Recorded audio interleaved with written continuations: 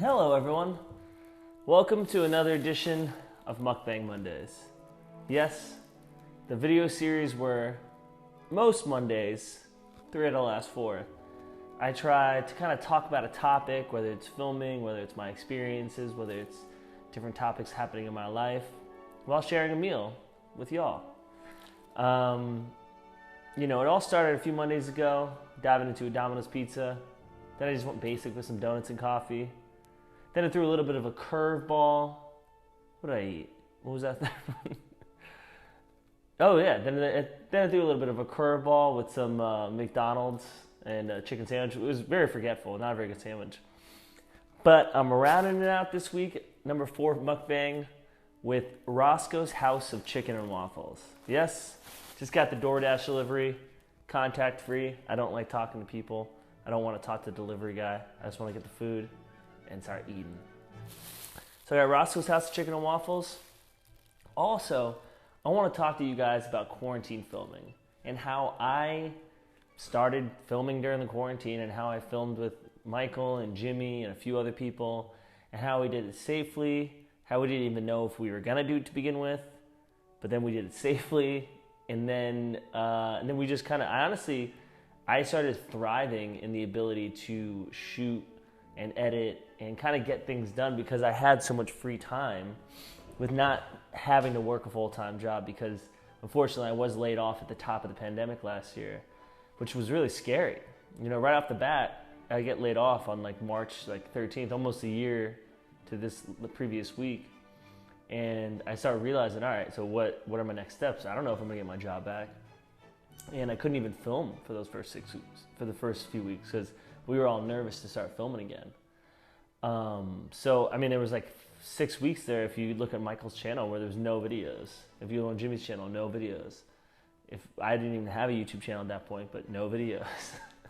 But wasn't much going on. So we're gonna dive into that, talk about it, and I'm gonna share this lovely Roscoe's chicken and waffles with you. So let's see what this is all about. Get the butter for the waffles. I'm not always a huge butter on waffles and pancakes guy. It kind of depends on my mood. If I'm really feeling it, maybe. Gotta have the syrup.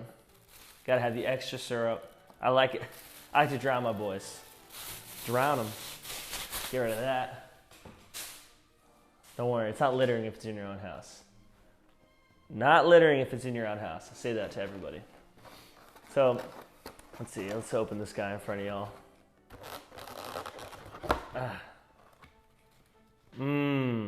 That's how it came. I didn't have to do anything. And it's funny because I actually only ordered the 3-piece. Got a 4th. Thank you, Roscoe. Thank you. I'm gonna lay it all out here for you guys.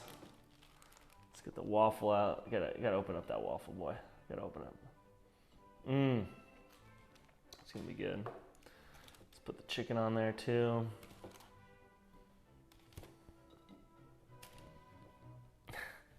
My guys, this looks good. This is good. I remember the first time I had Roscoe's, it was one of my first actual sets I worked on in LA. I was 21 with my friend Andrew Gabel, and we were both PAing on a set. And the guys were like, "Oh, let's pick up catering for the day," and they were like, "Let's get Roscoe's House of Chicken and Waffles," and we were all like, "Yeah, heck yeah, that sounds great." And it was so good, but it's kind of like a heavy food.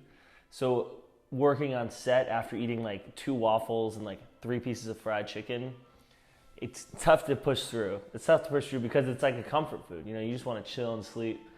And that's something for me. I always kind of fall into a food coma after meals like this. So I'm pretty excited that I'm gonna eat this and take a little nap after. Could not, maybe not. I have some work to do as well. And I'm sure if you've seen these mukbangs before, you're looking around my place and there's always stuff everywhere. I actually just filmed some green screen stuff with Michael and Jimmy, and this separately. So heavy on the green screen this last week, and I'm actually gonna share a video with y'all sometime this week with some green screen, how to set the green screen up and what you could use it for. So stay tuned for that.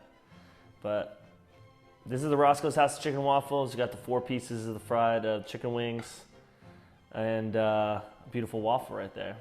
So I'm going to dive into this. Then we'll start talking about some quarantine. Oh, and before I forget, got myself Sierra Mist. Now, look, a lot of people are going to argue. Sprite, Sierra Mist, Fanta. Fanta is not even in the mix, but between those are the 2 head honchos in the lemon lime game. Sprite for Sierra Mist. I'm saying hands down Sierra Mist. It's not even... It's like, listen.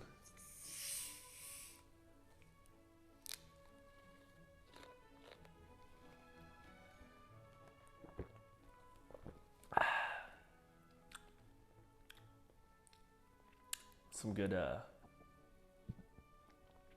Sierra Mist right there. That's some good ASMR. Just gotta put it close. It's bubbling. That's good. But let's take a bite of this chicken, and then we'll take some waffle bites, and then we'll get into talking about quarantine filming.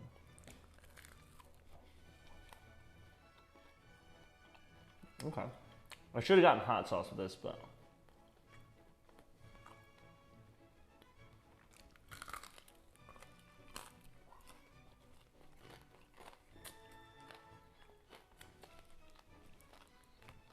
my girlfriend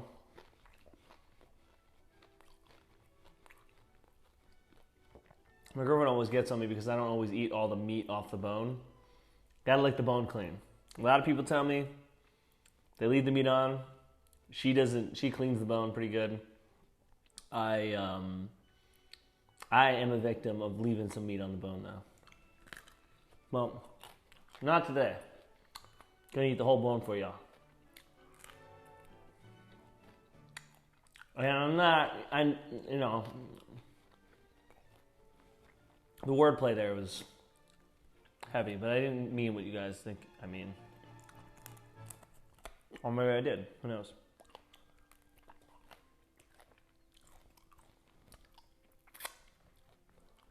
So that was pretty good. Actually, that was great. That was probably the best, one of the better chicken wings I've had in a while. It didn't really even need the sauce. You know what I mean? It was like that kind of like that deep fried chicken wing that tastes really savory and juicy. So if you haven't had Roscoe's, definitely recommend. But so quarantine filming, why do I want to talk about it? Honestly, it was really what saved me from like really falling into like a really bummer mood and kind of a depressed mood early on in the quarantine.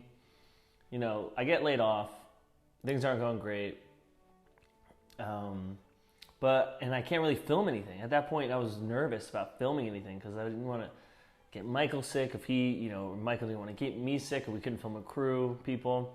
So the last sketch I filmed with Michael, I think was like March 11th or 12th, which was a sketch called Femme for Femme, which we shot on like a bleacher staircase. And I remember we were all talking, like, is this real? What is the deal? We didn't really know.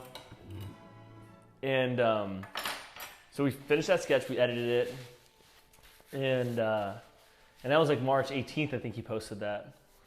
And then he didn't end up posting another sketch. I don't know if you know anybody that follows his videos, but he didn't end up finishing the next sketch till April 28th. So that was about 6 weeks in between where we didn't shoot a sketch. And normally we put out a sketch at least once a week, if not more than that. No, sorry, once a week. But before that, it was probably once every like 10 days or once every 2 weeks. But now it's like once every week if we can. And so those 6 weeks were kind of an interesting time. I didn't really know when or if I was going to film or how quick I was. So I signed up for actually some Photoshop classes and took some After Effects classes with this company called Shaw Academy, which was kind of, it was like par. It was not subpar, but it was like the classes was kind of like not a ripoff, but they made it seem like you were going to be in a live classroom, but you really weren't. So I don't know. If you look into Shaw Academy and you're looking to take online classes, just be forewarned. Just kind of do your due diligence and look into it. But I did that for 5 weeks, and honestly, I learned a lot. That's how I do a lot of my thumbnails now, because I learned Photoshop through that. And I just got a little better with the keystrokes and the board. So, even though there was some aspects of it that seemed shady, I did learn a lot from the Shaw Academy. So Muchos gracias, as Shaw. Yeah, then we kind of started getting more comfortable with shooting, and I started shooting more with Michael. And that's how I got in the rhythm of really getting quick with editing, because I was like, this is all I'm doing right now. I'm shooting, I'm editing. So we were putting out a sketch a week. I mean, pretty much at one point, but it was just like me and Michael. Michael, that one first sketch we started was him against himself, so he just played himself. And there was like two different sides of the quarantine Michael, which I thought was really funny. It's probably I think it was one of the better sketches that he did last year. And then I started shooting more with Jimmy Falley, which was great. And we were shooting, a few a week. And then he thought of the Sex and the City idea, which was brilliant. We shot like 9 of those. We did one just off the cuff to see like how it would go, and it did so well that we were like, okay, let's make this a little bit of a series. And we did 8 more at that point. And I was just really like on a little bit of a trip there, like with how well we were kind of churning stuff out. I mean, I don't know exactly, but I think I ended up filming probably like 30 sketches, maybe 40 sketches during like last year, from like March to December. Maybe even more, because I filmed a ton with my roommate Matt. If you haven't seen the dumb weirdo sketches, that was kind of a victim. That was born out of the pandemic, where me and him were just like cramped up in this apartment. And we were like, we got to shoot something. So we thought of this idea, Dumb Weirdo, and we did 13 episodes of it. I mean, I still love those episodes. The first one where he like, he bangs his stepsister, which is for some reason is a super popular trope in straight porn, where the guys are banging their stepsisters, which I don't get. I don't have a stepsister. I don't really understand it. I don't know why it's like a fetish. But I guess it is. I don't know. Maybe because of the Brady Bunch. I remember the Brady Bunch that happened. Like Marsha and Greg, Marsha and I don't know, whoever the older son was. But well, that's how that was born. So we did those sketches, and I know a lot of you're like, hey, he said he didn't like butter on his waffles. Well, for today I do. For today. Let's see what this guy's about.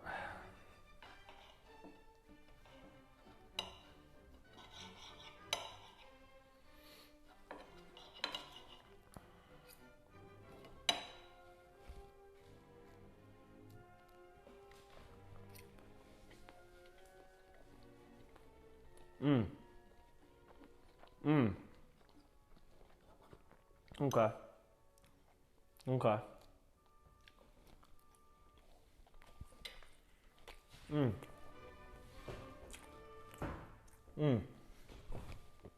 That's a good waffle. It's really, I'm putting a syrup on this guy. The syrup is tasty. The waffle, the only thing is, I think it was in the box with the delivery for like maybe a little too long, so kind of like caked in there. But I think it would be, the thing is, it's still really good. So I can imagine what it would be like in the restaurant. Which, if you're not from LA or from California, they just started opening up restaurant indoors again. So you can get drunk inside, and like then now, instead of just sitting outside being cold drunk, you be drunk inside and chilling. And that's what it's all about. Just getting drunk. At the end of the day, we're all just moving on to the next time we can drink, right? Or is that just me being like an alcoholic? I don't know. Well, time will tell, I guess. Time will tell. And yeah, I know a lot of people are like, hey, you're looking for a healthier alternative for future week, but can you really pass up Roscoe's? Can you pass up Roscoe's?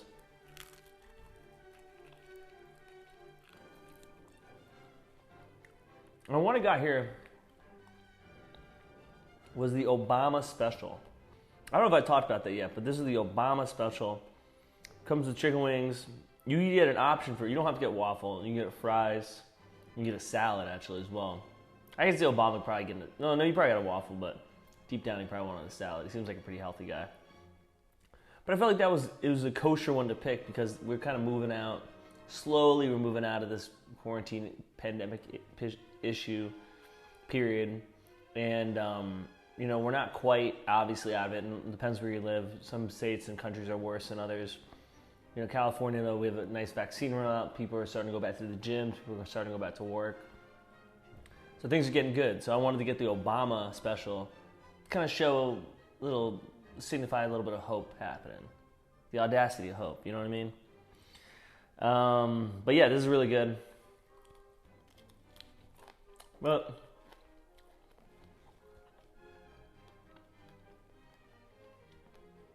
talk about more about the quarantine filming. It got really interesting because obviously people would come to set really decked out in PPE, which is like protective gear, which was great. It just made it difficult to film. So it's like we got to be really careful, and we had to obviously respect everyone's wishes, and we'd always be wearing masks, and we stand 6 feet apart. And that was kind of a running joke, and not a joke, but I mean it was kind of a thing in Michael's sketches where we'd be really far apart, like crazy far apart, which I thought was kind of funny because we'd make them like 40, 50 feet apart rather than 6 feet. But hey, whatever we can do to prevent what we can prevent, you know what I mean?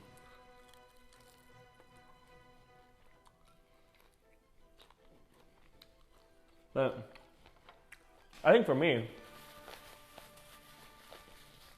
the quarantine period really helped me kind of shift out of old and bad habits of kind of putting things off and realizing like, hey, either I'm going to make this work, this editing and this world of filming and kind of directing on my own and working on my own projects work, or I'm not.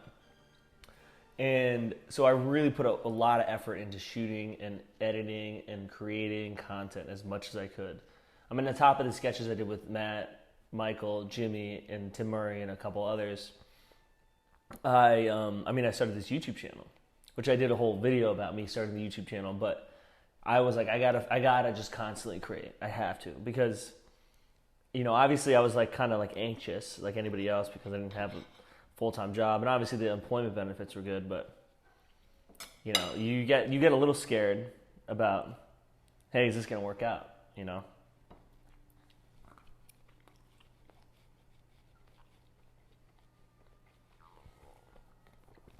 my friend Andrew Gabel and I actually did a whole podcast at the start of quarantine called the Long Lost Friends Podcast, where we kind of reconnected. We were really close in college, and obviously, we go our separate ways a little bit. And we reconnected at the top of the quarantine just to kind of chat. And we just kind of did a podcast about talking about, our last 10 years of our life, and, we talked to each other about it, and then we kind of just bonded. And you kind of realize it doesn't matter how long you haven't talked to somebody, you just still always just connect over the same stuff. So it was kind of fun and nice to kind of continue talking with him. And I'll link that below if you guys want to check that out. But that was something we did last year. It was a whole long podcast. It was like 7 episodes. Really interesting. Some funny stuff happened on the podcast. So check it out if you dare. And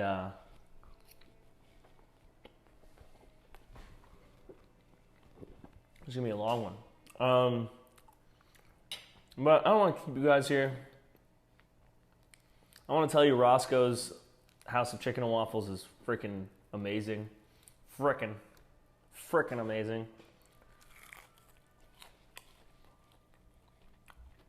The wings are top notch. The waffles, outstanding. And I'm going to take a great nap after this. Take a really good nap. Tell me in the comments below what food puts you in a food coma. Is it McDonald's? Is it fried chicken? Is it hamburgers?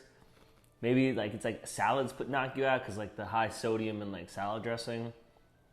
Who knows? Only you know. But tell me, and I'll be like, oh, that's crazy. That's a lot. Whoa. Food coma. I mean, I'm almost in a food coma right now with this chicken. It's good. But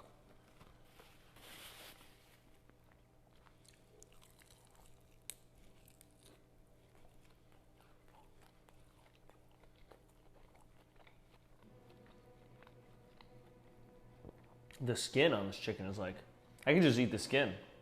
Just peel off that skin and eat that. I mean, I'm still chicken, but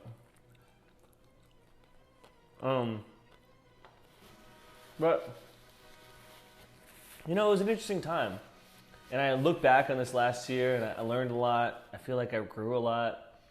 I got a better relationship with my girlfriend, and I'm just really happy about how things are progressing and things are going in this YouTube channel, and the fact that, you know, I even have anybody that subscribes to this YouTube channel to watch me be me, and like give you a little bit behind the scenes of some of the content that I get a chance to create, and kind of teach people about certain aspects of filmmaking that I'm still learning. But I mean, the things I know well, hopefully you guys can take with you, and, you know, you can do stuff with. And I'm just having a good time, you know, kind of creating this content. And I feel like during that quarantine, it was because of that quarantine experience and those like 10 months of really being like hunkered down as much as we could, that helped me with that. And filming during the quarantine was definitely something I'll never forget, with the PPE and the protective gear, and working with people as best we could through Zoom or through meetings like outside and parks. And whatever happens moving forward, I mean, obviously we'll all still be careful, but you like cherish those memories and you're going to remember that. It's going to be good. You know, you always look back on those times and kind of bond with those people. And you bond with your stomach over food, and with you. Hopefully at home, I wish I could just give you this chicken right at home. Just give it to you. Reach for it. Maybe you can get through the camera. But I'm going to finish eating this. I highly recommend, if you have the chance, get Roscoe's House Chicken and Waffles. You get it. You dive in. Don't look back. But as I go,